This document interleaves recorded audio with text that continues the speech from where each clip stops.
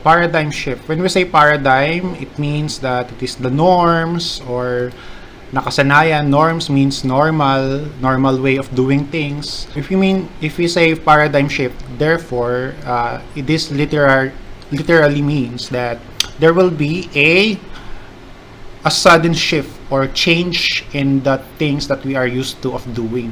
Okay?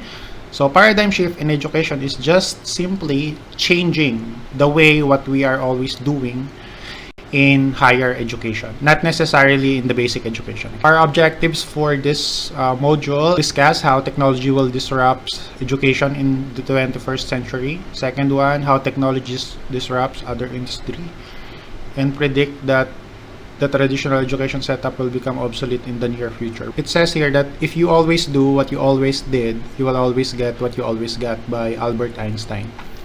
So it only means that if we are always doing what we are always doing, the results is of course still the same. And sabi din ni Albert Einstein that definition of insanity is doing things over and over again and expecting a different result. Kakambal ng quote na to, yung quote na yon. So kakambal ng quote na if you always do what you always did, you will always get what you always got, is yung quote na the definition of insanity is doing things over and over again and expecting a different result. Okay? So, o nga naman, that's insanity. You want a different result, but you keep on doing what you are always doing. How would that have a different result if you just keep on doing what you are always doing? So are you familiar with this class? This is a hologram, and we did this in my previous class.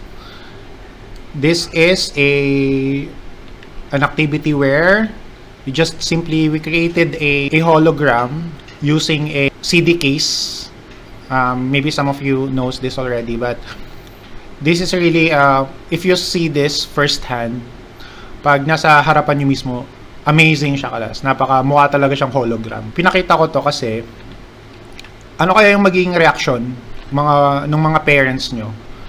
Tanungin nyo yung parents nyo na, paano kapag yung teacher nyo sabihin sa loob ng classroom na, okay class, gagawa tayo ngayon ng hologram. Ano yung magiging reaction nyo? Siyempre, iisipin ng mga parents nyo, it's like science fiction. Just imagine, put yourself in your parents' shoes. Then imagine nyo, pumasok yung teacher nyo, okay class, gagawa tayo ngayon ng hologram. So of course, di nyo paniniwalaan. Parang nagjo-joke lang si sir. Pero, in today's technology, we can do this without spending anything. Kung mayroon kayong spare CD case sa bahay nyo, scotch tape, and yun lang. Cutter, that's it. Makakagawa na kayo ng hologram sa loob ng classroom. Diba? Parang mind-blowing siya. It's just a simple activity, but it's almost a science fiction. Imagine, gagawa kayo ng hologram sa loob ng classroom. Kung sa panahon ngayon, kaya na natin gumawa ng hologram out of nowhere, without spending anything, what more yung gagawin ng mga estudyante kapag naging na kayo, kayo naman yung naging parents, okay? 10, 20 years from now, ano kaya yung mga activity na gagawin nila? Mas mind-blowing pa kaya dito sa hologram na pinapagawa lang natin out of nowhere. Mukha talaga siyang hologram. Amazing talaga siya, class, pag nakita nyo siya first hand. More than 50 years ago, first time ever in history, 5 decades ago na nakaapak yung mga tao sa buwan. Now, people who are saying, siguro sa panahon nila Rizal, pag pinag-uusapan yung panahon na darating yung makakatapak yung tao sa buwan, it's like, it's impossible. That's why the word lunatic was created, is because they used that to tag those people who believe that one day people or human will be able to land on the moon. Kaya nga lunatic, because of the moon. Parang pag may sinabi kang imposible na mangyari sa panahon natin ngayon, parang itatag ka or ililabel ka na lunatic. What are the chances na yung mga tao na nagsasabi ngayon na impossible, time will come that it will also happen. For the longest time, this is how we do shopping, right? The usual way of going to the malls and shopping and spending time there. So for the longest time, this is what we are used to of doing. But who would have thought na it's just a matter of very short time na from this, naging ganito na tayo mamili. Majority of people are doing their shopping online. And the richest man in the world, actually, it's not Bill Gates anymore. It's Jeff Bezos, okay, the owner of Amazon. He is now the richest man in the world. And the richest man in Asia is Jack Ma, which is the owner of Alibaba. Alibaba is like an Amazon in Asia. So imagine the richest man in Asia and the richest man in the world are all doing e-commerce business or doing online business using their platform, which is Alibaba and Amazon. So this is really the future. In a very short span of time, from this one to this. And a lot of big retailers are getting bankrupt recently, such as Forever 21, Toys R Us, Macy's, Sears, etc. So those are the big retail store that become bankrupt because hindi sila nakasabay. So pag hindi ka nakasabay, maiiwan ka, mababankrupt ka. Okay, so that's the worst case scenario for you. Article here, consumers are now doing most of their shopping online, which is true. In Singapore, would you believe that their mall industry there is almost dead? Because this is now our classroom. Our classroom setup today is actually the same classroom setup as what our grandparents or even great-grandparents have. Okay, so hindi na siya nabago. Can you imagine that? Sobrang daming nangyari sa mundo pero yung classroom setup is ganito pa rin. This is before pandemic.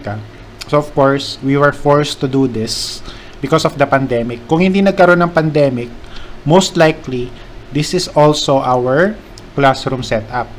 Okay, nandun tayo sa third floor facing the lagoon. So dun tayo nagka-classroom sana kung walang pandemic. This is our classroom setup for the longest time. Hindi na siya nabago. Now, what are the chances na yung gantong classroom setup natin ay maging ganito? Okay? Which is, ganito na nga siya ngayon. Kasi, because of the pandemic. Okay? But, the context here is that kapag hindi nakasabay yung education, especially tertiary education or yung university, sa fast-paced technology, baka mangyari din sa kanila yung nangyari sa mga big retail stores such as, so imagine nyo, yung let's say, sabihin natin yung mga private schools, yung FEU, yung CEU, yung Our Lady of Fatima, STI, AMA. So sila, baka matulad yung kapalaran nila ng Toys R Us, Macy's, Forever 21 na mabankrupt kasi hindi sila nag-innovate. Ano yung mga factor na pwedeng gawin natin as a, of course, as in the field of education and to avoid this happening?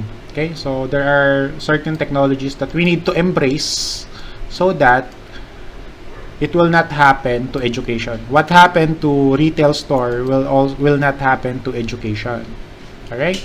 The first thing that we need to embrace, possible that na makapasok to sa circle natin, is the digital badges. Okay, so what's this digital badges? They said that 60% believe that badges will replace diplomas, scores, and certificates. Instead of, let's say, President's Lister or Dean's Lister kayo for this first semester. Instead of certificate na ibibigay sa inyo is badge, digital badge. Okay? Then, yung badge na yon digitally secured. So, it means na, may verification siya, mayroon siyang control number na pwede siyang i-verify ng isang institution. Let's say, sa CHED, pag chinek ng company doon, o totoo ba to na President's Lister ka within this semester, i-check nila doon na i-verify yung control number. So, yung digital badges na yun, hindi mo mahawakan. Siyempre, digital yun. Pero, pwede mo siyang i-display sa mga social media accounts mo or even your LinkedIn account. Okay? So, any social media accounts that you have, you can link that digital badge to any of those.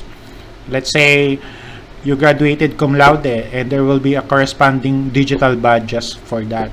Okay, got it? So, this will be soon implemented. Okay, this will more convenient to employer, your possible employer, and for you, for yourself. Okay, you can easily, hindi to mawawala, hindi mababasa. Okay, so naka-display siya sa lahat ng social media or any accounts mo online. So it can be displayed on social media networks and LinkedIn account and linked to student profiles, provide employers and recruiters with much better candidate search tool. So, siguro naman meron na kayong experience sa digital badges. Yung pag naging top fan kayo ng isang Facebook page, right? So, do you want to display your top fan badge? So, the concept is like that. Same concept. So, in anything that you have, you will have those digital badges. Hindi siya mawawala. So, I have here a video for you to know more about digital badges. Okay, let's watch this together. Learning today happens anywhere and everywhere. It happens in a variety of environments, different social contexts, and in a multitude of media. We can no longer think of learning in one way. Our education system faces great challenges in engaging students, keeping pace with technological change, teaching 21st century skills, and creating meaningful assessments of our learning. How do we recognize and value the way we learn today? What if we used badges? What is a badge? A badge is an online representation of a skill or achievement you've earned. They've been used in gaming and online spaces to motivate behavior, recognize achievement, and establish credibility.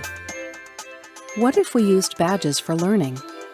Badges could be created and issued by anyone: schools, online spaces, cultural and civic institutions, community and professional organizations, to represent a limitless set of skills, achievements, and knowledge.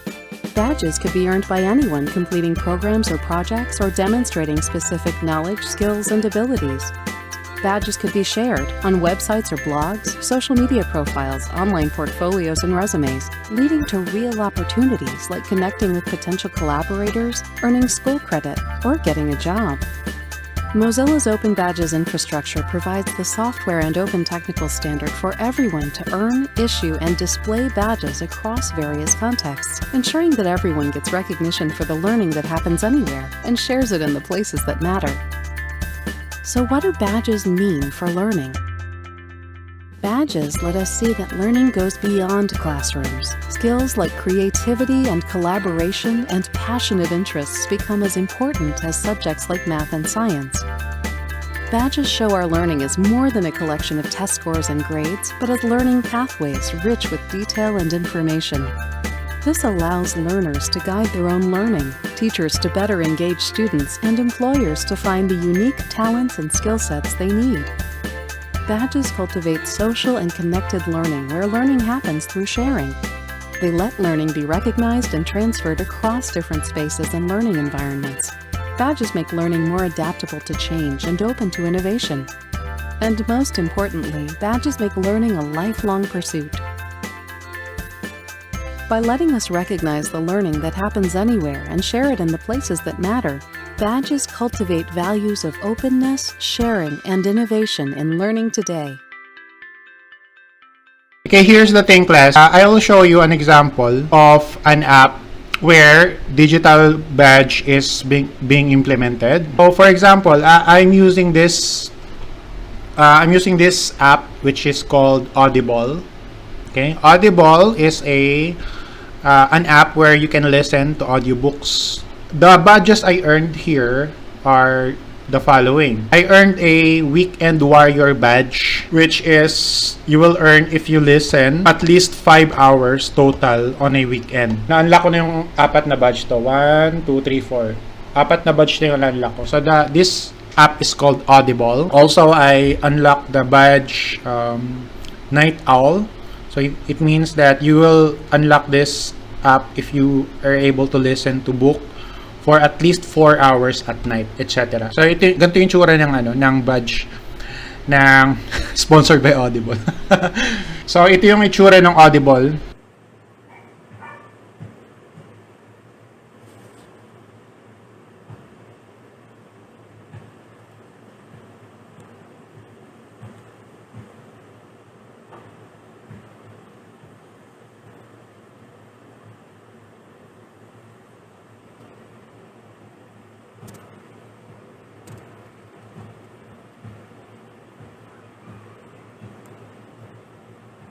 Nakita nyo naman yung interface ng badge. Somehow, what will looks like badges, digital badges is fully implemented in education already. Okay, so that's how it will looks like. So maybe you will have an app na fully verified yun ng CHED or ng DepEd or ng PUP na doon yung collection mo ng mga badges na na-earn mo for the rest of your stay in PUP or any school you have. Okay, so ganun lang yung digital badges. Kasi importante yan, class. Kapag, especially pag nag-work na kayo, para mag-level up yung ranking nyo.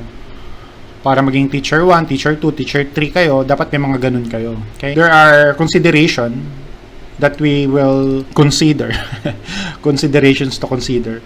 In implementing digital badges. Una na doon is, of course, kailangan solid yung natin, system natin in maintaining such system.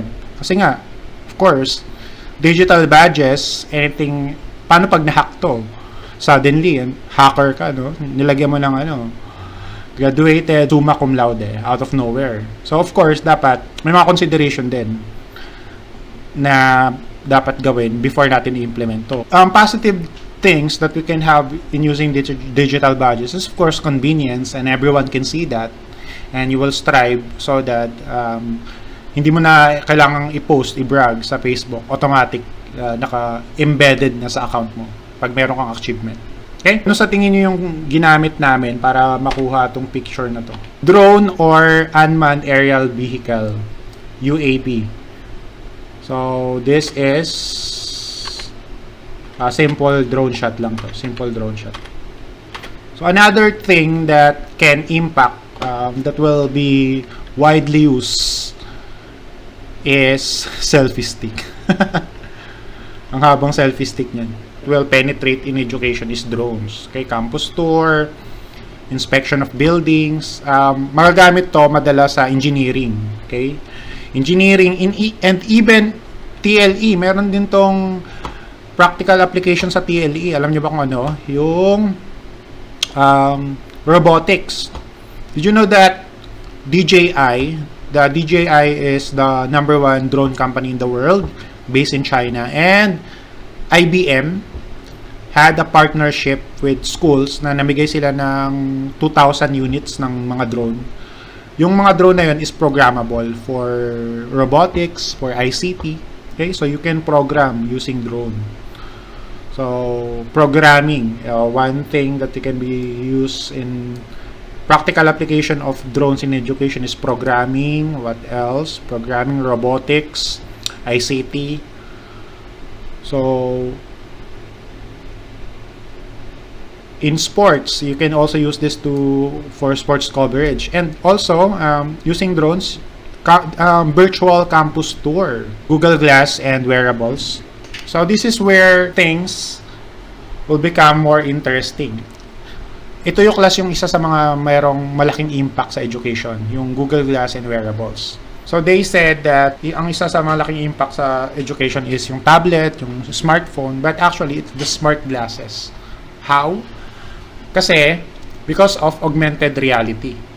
Okay, augmented reality, meaning, ang ibig sabihin ng augmented reality, augmented means to improve.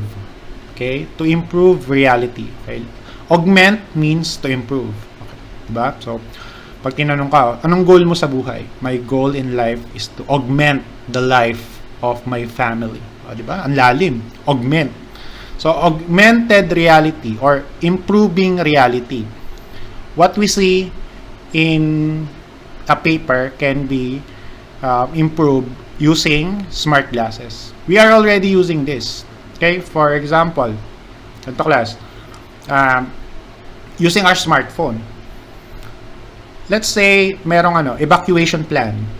Sa PUP, maraming naka-display bawat corridor na evacuation plan. Okay, na poster.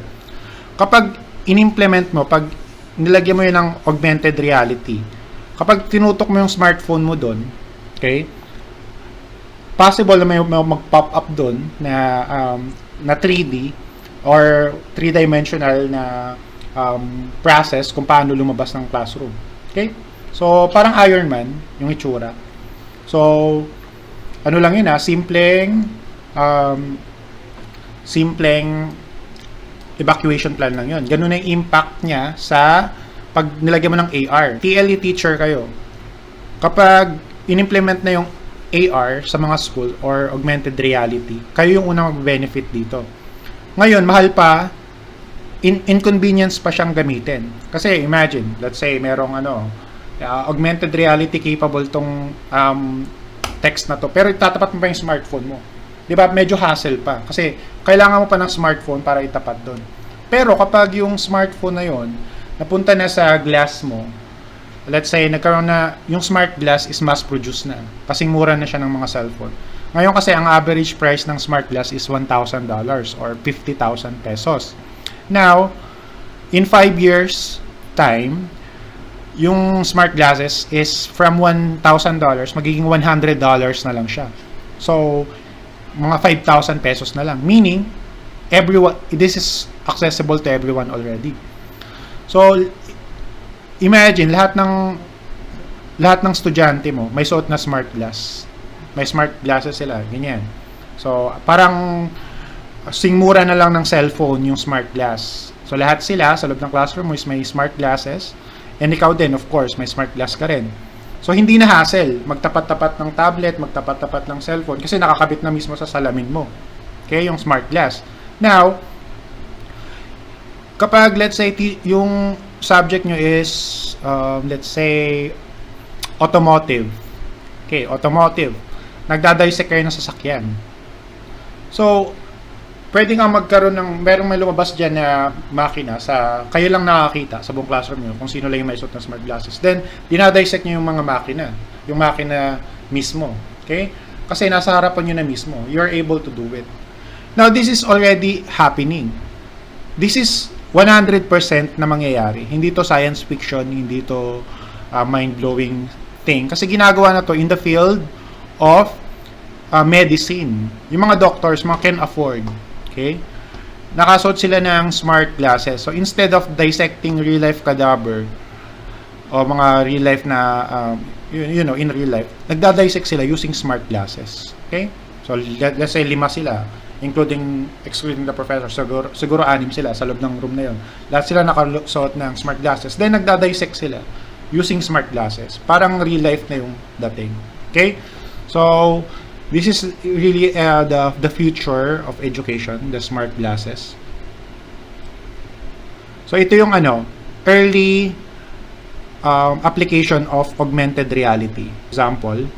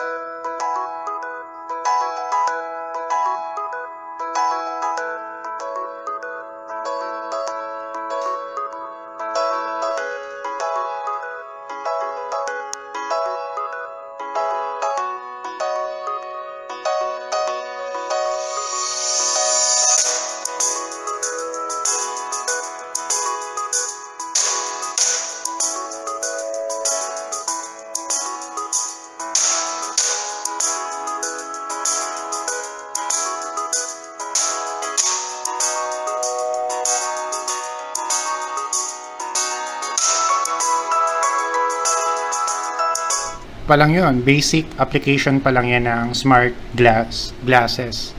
So yes, correct. Right now, average price of smart glasses that can be easily implemented, the AR or augmented reality, is $1,000.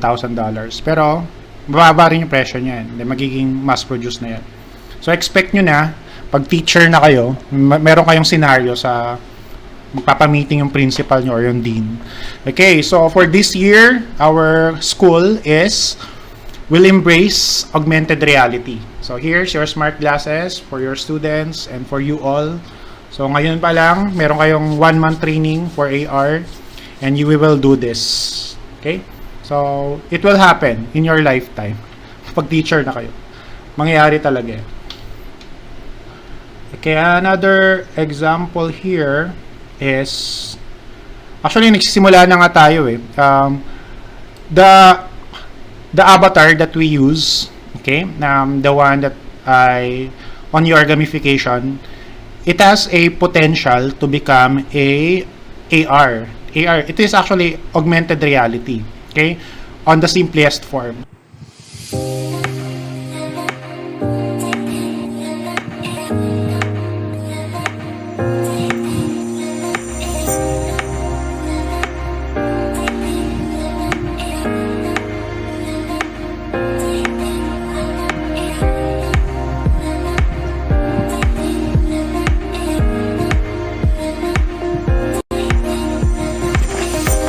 2-minute clip lang yung papakita ko sa inyo. Framework ng augmented reality in education. In the world. Through augmented reality and neuroscience, we can create amazing things. We will improve education and productivity, and we will unlock amazing untapped potential within the next few years. Similar to how emerging economies skipped the landline and went straight to the cellular phone system, I wonder, why don't we skip the tablets and the screens in the classroom and go straight from the chalkboard to the three-dimensional space? Imagine a surgeon explaining an upcoming brain surgery with a 3D brain scan to her patient. Imagine a professor teaching the human genome with a DNA string floating in front of his students. Imagine students walking through a museum or through nature, exploring the concepts with information in augmented reality. The applications are truly endless. This is the future we're going to live in. It is up to us, the thinkers, the artists, the scientists, and the educational experts, to create something meaningful, something that will let us build a more connected and a better world. Thank you very much.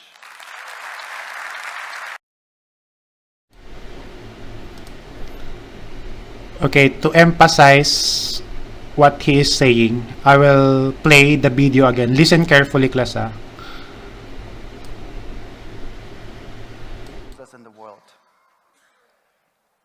Through augmented reality and neuroscience, we can create amazing things.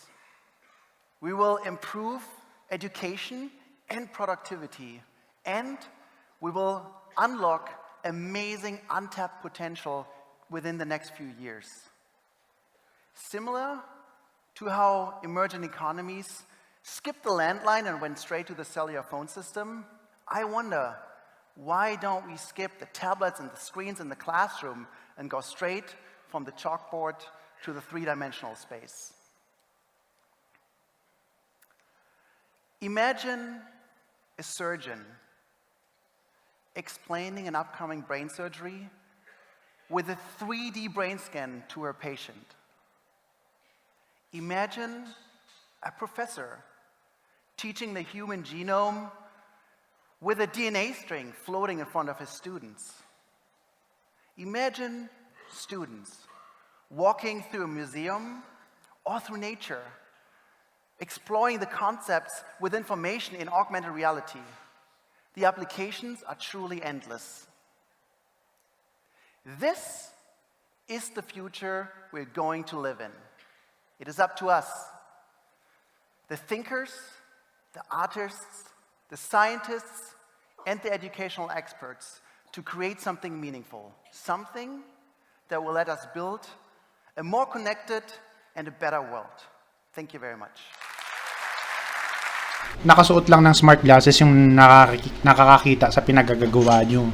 Okay, so let's say pag nagkaklase tayo, lahat tayo naka-smart glasses, nagdadissect tayo ng sasakyan, yung dadaan sa corridor, makikita tayo para tayong mga ano doon, mga baliw. Pag ganun-ganun tayo, kahit tayo lang nakakita, pero sila, hindi na nakikita kasi wala silang smart glasses. So, ganun lang yun. Okay? So, isa sa mga key points nung talk na yon is that, imagine, mga third world country, such as, let's say, Southeast Asia, sa Myanmar, sa Cambodia, ini-skip nila yung landline. Dumiretso na sila sa smartphones. Got it? Mga first world country lang naman yung mga landline, then smartphones. Tayo, mga third world country, diretso tayo smartphones. So, ina-assume kasi ng mga tao sa education, parang iniisip nila na augmented reality is too advanced. Kaya iniisip nila dapat meron pang transition technology before augmented reality. So, yung iniisip nila na transition technology before augmented reality is yung smartphones and tablets. Kasi pag sinabi mong technology inside the classroom, yun yung una nating naisip. Is tablet and smartphones and computers and laptops. What if we invest directly? Nagpunta na agad tayo sa augmented reality. So, ganun yung pinopropose niya. Na wag na tayo mag-aksaya ng panahon na mag-invest pa sa ibang mga technology other than augmented reality. Kasi ito na talaga yung future ng education. So, ito yung full potential ng isang classroom where augmented reality is fully implemented. Okay, let's watch this.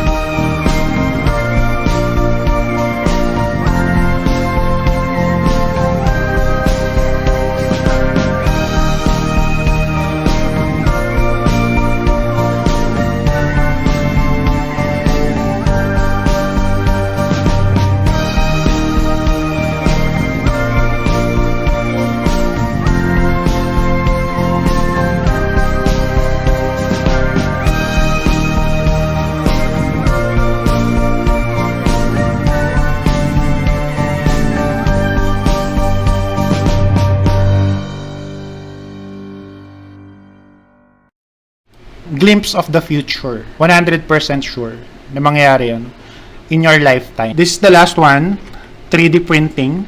Okay, so it enhances hands-on learning. Consumer market is driving down prices for art, design, and engineering paired with 3D scanning. Okay, so 3D printer. The last time I checked, yung price ng 3D printer is, 100,000 sa online shop ng CDR King. Yes, CDR King, meron silang tinda na 3D printer for 100K. Pero 5 years ago na yun. So, hindi ko na alam. Pero yung price ngayon, mababa na siya. Nasa 30K na lang yung 3D printer ngayon. So, maraming mga applications in education, of course, that you can use in 3D printing. And this is also one of the thing that can change education for good. 3D printing. So, ito na yon last na di-discuss natin. I'll show you some video clips of application of 3D printer and that's it. Okay? That will be the end of this discussion. Hello and welcome to 3D Printing in Education by Pathfinder Learning. In today's episode, we'll discuss how 3D printers are beginning to help educators in areas such as math, science, and civics begin to create their own classroom manipulatives. We'll begin by looking at Thingiverse, a website created for individuals to upload solid models to share freely with others. This page shows the many math manipulatives that have already been designed. Users can either download and print the items as they are, or can upload the files to their favorite solid modeling programs to make their own custom modifications. Recently, MakerBot, the host of Thingiverse, held a contest for educators and designers to create and upload their math manipulative designs. Many exciting designs were created during this month-long challenge. Designs ranged from a scale for performing math operations, a twisting math vac toy, and a gear set which I recently printed. After downloading the files for free, I was able to print a finished product at a fraction of the price I would pay to retail distributors. This finished set will definitely come in useful for my upcoming lessons on ratios. Students can change out gears with 8, 16, 24, and 32 teeth for a variety of mathematical conversions. The next exciting site for manipulative STL files is Africanfossils.org. The site was created by Louise Leakey of the Leakey family, who has been working for decades in the Rift Valley of Kenya to unearth a tremendous collection of human fossils. In an effort to share this work, they have begun scanning their collection. This site allows you to view the ancient skulls from virtually any angle with the capability of zooming in for closer inspection of detail and structure. Visitors are then able to download the STL file for 3D printing. A tangible set of the evolutionary phases of the human skull could be a welcomed addition in evolutionary biology classrooms. The Smithsonian has also been busy in scanning many of their artifacts to share with the 3D printing community. Smithsonian X3d is a site that has a collection of many of the Institute's more well-known items. Visitors are able to take virtual tours of each item while having full control of the object in 3D space. This particular model is of the blue crab. Biology students could make observations of these high-definition scans while learning about its anatomy and habitat, which is described in the side panels. Within the Smithsonian collection, students can also have access to a high-definition scan of Abraham Lincoln's life mask casting taken in 1865. After close virtual inspection, history students can download the file and print a physical model which can be scaled to a variety of sizes to display in their classroom. The next step in this process would be for teachers and students to begin creating their own custom manipulatives. This site called Tinkercad is a free solid modeling web-based application that is very easy to use. Students are quick to learn the controls to modify the parameters from a large bank of primitive shapes. Height, width, and length of the objects can easily be adjusted. They can also be rotated, lifted, lowered, and joined with other shapes to create more complicated figures. Lessons can involve challenging students to create 3D shapes while staying within specified dimensions. When the designing is finished, the user can download the file called an STL that is used by the 3D printer. Allowing the students to run the software for the printer gives them the opportunity to learn about the process of slicing the model into two-dimensional shapes which the printer then uses to create the hundreds of layers that go into making the objects. Students are often very interested in observing the paths the printer makes as a result of the algorithms which go into making each layer. As the students actively watch the printing process, they are better able to understand the limitations of the printer. This then translates into better design decisions. Objects with severe overhangs may require creative dissection to allow the design to lay flat on the print bed. By adhering to design restrictions, students get a taste of the same constraints professional engineers face. Students get definite feedback when they are able to physically hold and inspect the figures they created using computer software. Here is a list of the sites mentioned today. I have also included Umagine, which, like Thingiverse, is a free and open repository of design files to download for 3D printing. 3D printing has been around for almost 30 years. It has amazing capabilities. Almost anything you can imagine, you can print. 3D printing allows you to turn your ideas into reality. Whether you're printing architectural pieces for a class, engineering pieces for prototyping, or even final products for small-run manufacturing. The most incredible thing about 3D printing is it's going to change the way that we think about the world. It changes what you can do every day in your life. One of the most exciting things about 3D printing technology is its versatility. We've seen it used for rapid prototyping in professional situations, but what's really exciting is the availability of 3D printing to schools, which is brand new because the technology has come down in price and the machines have gotten a lot smaller. So now we can introduce kids to this very important skill early on and have their thought process be, I'm not relegated to what's available right now, I can print something new. There's a lot of examples that we're seeing in feedback from schools that express such great creativity from the students once they get the hands on their technology. There's a pretty small learning curve when you're introducing 3D printing to education. It's just learning some very simple software, and the machines themselves are pretty self-explanatory once you have a little bit of background. So there are a ton of applications within education for 3D printing. You've got math, geometry, we work with architecture, schools, we work with universities that are trying to prototype for mechanical engineering, but also in K through 12, you have students that are just trying to learn about, a particular area of interest. Take, for example, historical artifacts. The ability to recreate those artifacts and just hold them in your hands can be so compelling and bring the student to the thing that they're learning. It creates this engagement, I think, that is really hard to replicate. You have the ability to basically take something, take an idea, take a design that they have made, potentially, and they've creatively come up with themselves, and actually see it become a reality. And that's really the power of 3D printing. At Matterhackers, we create 3D software solutions for 3D printing. Our software is much easier to use, it's dramatically intuitive, and it also has all of the advanced and robust features that an experienced expert user needs.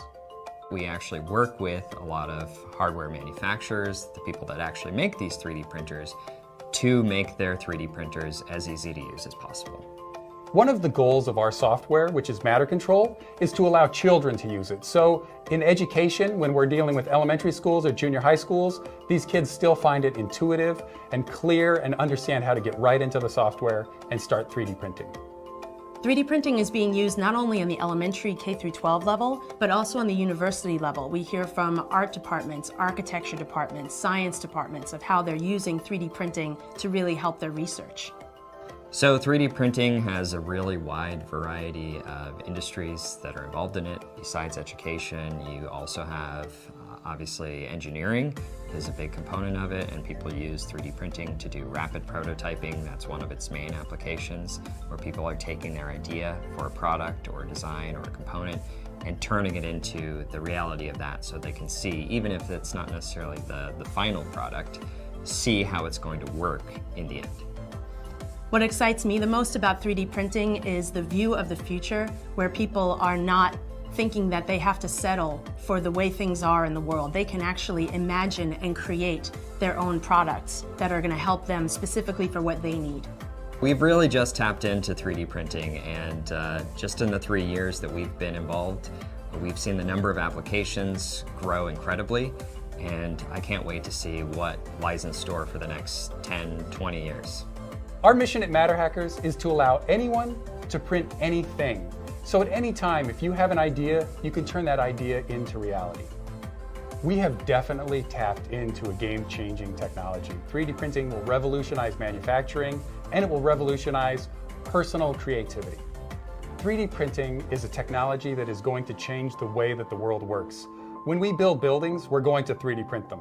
When we make cell phones and microelectronics, we're going to 3D print them. When you need something fixed in your house, you will simply 3D print it on the spot.